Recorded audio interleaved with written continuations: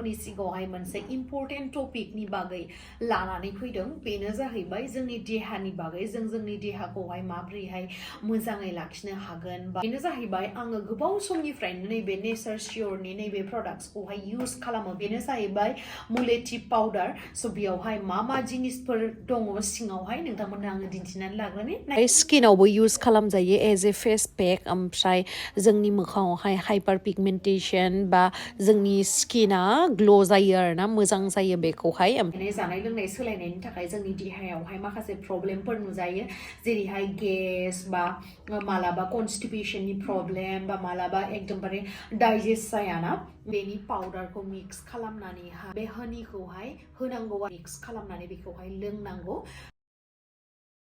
थाबैनो थांनानै आंनि बे भिडिअनि डिसक्रिपशनावहाय बे जिनिसनि